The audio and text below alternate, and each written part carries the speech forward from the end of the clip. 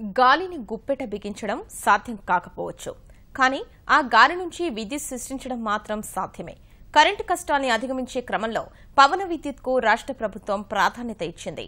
గాలి ఆధారంగా విద్యుత్ తయారీ ప్రక్రియ మన రాష్ట్రంలో 25 ఏళ్ల క్రితమే మొదలైన ఇటీవలి కాలంలో వేగవంతమైంది. మన కరెంటు అవసరాలు తీర్చడంలో పవన విద్యుత్ రంగం పాత్ర కీలకంగా మారింది. నానాటికి తరిగిపోతున్న నీటి వనరులు, బొగ్గు నిల్వలతో విద్యుదుత్పత్తికి ఇబ్బందులెదురవుతున్నాయి. ఇప్పటికిప్పుడు కాకపోయినా ఆ రంగాల ద్వారా భవిష్యత్తులో విద్యుదుత్పత్తికి ఇబ్బందులు తప్పవన్న సంకేతాలు స్పష్టంగా కనిపిస్తున్నాయి. ఈ పరిస్థితుల్లో ముఖ్యమంత్రి చంద్రబాబు దూరదృష్టితో ఆలోచించారు. పవన విద్యుత్కు ప్రాధాన్యం ఇచ్చారు. అనంతపురం జిల్లా రామగిరి ప్రాంతంలో తొలిసారిగా 90వ దశకంలో గాలిమరలు ఏర్పాటయ్యాయి.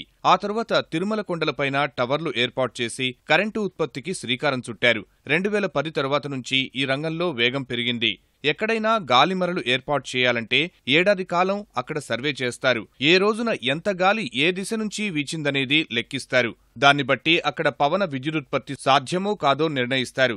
రాయలసీమలో, అందున అనంతపురం జిల్లాలో పవన విద్యుత్కు సానుకూల వాతావరణం ఉందని సర్వేలు తేల్చాయి. ఈ ప్రకారం అనంతపురం జిల్లాలోని ఉరవకొండ, కళ్యాణదుర్గం, రాప్తాడు, పెనుకొండ, మడకసిర ప్రాంతాల్లో విస్తారంగా పవన విద్యుత్ కేంద్రాలు ఏర్పాటయ్యాయి. గాలి వేగం ఎక్కువగా ఉండటమే విద్యుత్ ఉత్పత్తికి అనువుగా ఉంటుందని అధికారులు చెబుతున్నారు. రెగ్యులర్గా మన కోస్టల్ రీజన్లో ఉన్న దానికంటే అక్కడ వచ్చే విండ్ పవర్ డెన్సిటీ, ఆ విండ్ ప్రొడ్యూస్ చేసే డెన్సిటీ ఎక్కువ కాబట్టి దానివల్ల విద్యుత్ శక్తి త్వరగా ఎక్కువ రావడానికి 200 metres per square metres per watt రావడం వల్ల ఏమవుతుందంటే ఇమీడియట్గా మనకి ఆ విండ్ అనేది అందుకోవడం జరుగుతుంది. జోన్ 2 కింద అది మన గవర్నమెంట్ ఆఫ్ ఇండియా వర్గీకరించింది. అనంతపురం జిల్లాలోని గుట్టల్లో ఎత్తుపల్లాలుగా ఉన్న భూముల్లో గాలిమరలు నిర్మించారు. సాధారణంగా పవన విద్యుత్ టవర్లు ఏర్పాటు చేయాలంటే కొండ ప్రాంతాలు అనువైనవి. టవర్ల ఎత్తు పెంచడం ద్వారా మైదాన ప్రాంతాల్లోనూ వీటి ఏర్పాటుకు మార్గం సుగమమైంది.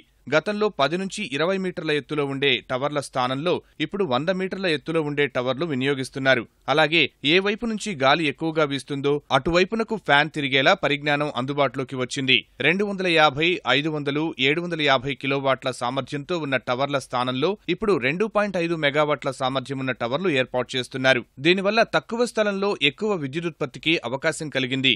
ఈ అవకాశాలన్నింటినీ ఇప్పుడు రాష్ట్ర ప్రభుత్వం ఉపయోగించుకుంటోంది. ప్రస్తుతం రాష్ట్రంలో పవన విద్యుదుత్పత్తి 3600 మెగావాట్లకు చేరింది. ఇందులో గత 3 ఏళ్లలోనే 2800 మెగావాట్లు అందుబాటులోకి రావడం ముఖ్యమంత్రి చొరవ, భవిష్యత్ ప్రణాళికకు నిదర్శనం. అనంతపూర్ కానీ మొత్తం ఏపీ స్టేట్లో ఉన్నటువంటి సైట్స్ అన్ని కూడా మోడరేట్ విండీ సైట్స్, ఇవేమి హై విండ్స్ జోన్స్ కాదు. మోడరేట్ విండీ సైట్స్కి అనుగుణంగా ఉండేటటువంటి మెషిన్స్ డెవలప్ చేయడం జరిగింది. ఇప్పుడు ఆల్రెడీ ఎగ్జిస్టింగ్ విండ్ ఫామ్ ఉంటుంది. 30 metres height, 40 metres height, tower height ఉండేటటువంటి మెషిన్స్ పనిచేస్తున్నాయి.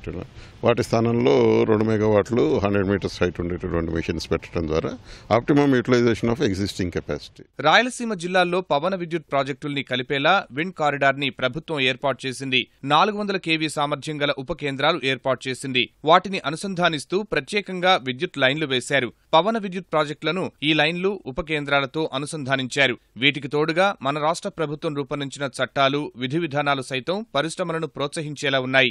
వాతావరణ పరంగా, ప్రభుత్వ పరంగా రాష్ట్రంలో ఉన్న అనుకూల పరిస్థితులు పేరెన్నికగన్న సంస్థలను ఆకర్షించాయి. దేశంలో పెద్ద పెద్ద సంస్థలు రాయలసీమ బాటపట్టాయి. పవన విద్యుత్ ప్రాజెక్టులు ఏర్పాటు చేశాయి. అయితే గవర్నమెంట్ ఆఫ్ ఇండియా తర్వాత కొన్ని ఫండ్స్ మరి అలాగే ట్రాన్స్కో కలిపి ప్రత్యేకంగా ఈ గ్రీన్ ఎనర్జీ కారిడార్ అని నిర్మించడం జరిగింది. 3,000 కోట్లతో ఇంకా కొన్ని నిర్మిస్తున్నారు. దానికి ట్రాన్స్కో కొంత కాంట్రిబ్యూషన్ చేస్తుంది. అలాగే జైకా ఫండ్స్ ఉంటాయి, అలాగే నేషనల్ క్లీన్ ఎనర్జీ ఫండ్ అని ఉంటుంది, అది కూడా ఉంటుంది. సోలార్ పాలసీ కానీ, విండ్ పాలసీ కానీ ఈరోజు దేశంలోనే అత్యుత్తమైన పాలసీలు ఏమన్నా ఉన్నాయంటే రెన్యూవబుల్ ఎనర్జీకి సంబంధించి ఆంధ్రప్రదేశ్లోనే ఉన్నాయి ఆ పాలసీస్. అలాగే ప్రైస్ కూడా దానివల్ల తగ్గడం అనేది మన రాష్ట్రానికే కాదు దేశానికి అందరికీ కూడా ఈ ప్రైస్ తగ్గడంలో మన వంతు పాత్ర కూడా మనం పోషించడం జరిగింది. ప్రస్తుతం పవన విద్యుత్కు సంబంధించి మరికొన్ని ప్రాజెక్టులు పురోగతిలో ఉన్నాయి. వచ్చే 2 ఏళ్లలో వాటిని పూర్తిస్థాయిలో పట్టాలెక్కిస్తామని అధికారులు చెబుతున్నారు. పునరుత్పాదక ఇంధన వనరుల విభాగంలో 17,000 మెగావాట్లు విద్యుత్ ఉత్పత్తి చేసే క్రమంలో పవన విద్యుత్తు పెద్ద వాటా దక్కించుకోబోతోంది. ఆంధ్రప్రదేశ్ వెలుగు జిలుగుల ప్రస్థానం వెనుక పవన విద్యుత్ది కీలక పాత్ర. గత దశాబ్ద కాలంలో ఈ రంగంలో జరిగినటువంటి పరిశోధనలు, ఆధునిక సాంకేతిక పరిజ్ఞానం అందుబాటులోకి రావడంతో పవన విద్యుత్ విస్తృతికి దోహదం చేసింది. కొండ కోణాల మధ్య ఏర్పాటు చేసినటువంటి పవన విద్యుత్ కేంద్రాల్లో పర్యాటకంగానూ అభివృద్ధి చేసేందుకు అవకాశాలు పుష్కలంగా ఉన్నాయి. కెమెరామెన్ నాగేంద్రతో పూర్ణచంద్రశేఖర్, పి న్యూస్, విజయవాడ.